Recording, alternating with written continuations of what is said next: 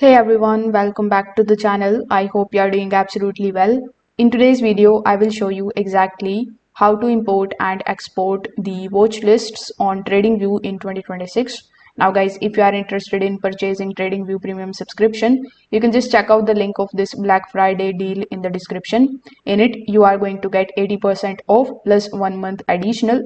Only 2 days left. So if you were looking for the huge discounts on TradingView premium subscriptions, now is the time for you to purchase it. The link again is in the description.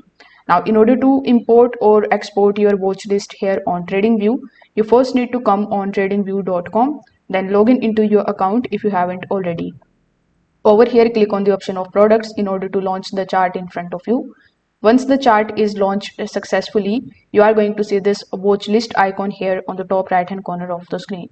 Now over here, once it shows you all of your watch lists, you just have to click on the three dots on the top right hand corner of the screen. Then you just have to simply look for the table view and you can add or remove any of these that you see over here.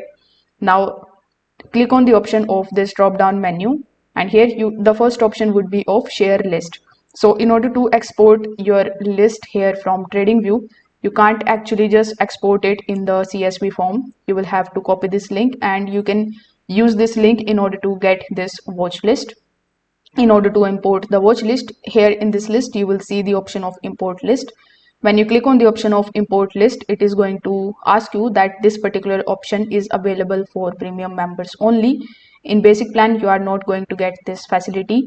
So guys, if you are interested in purchasing premium subscription at TradingView, now is the time for you to do it, because you are going to get it at 80% discount, which is huge in my opinion. It is once in a year sale, so I think you should take the benefit of it. So if this video helped you out, make sure that you give this video a like and subscribe to the channel.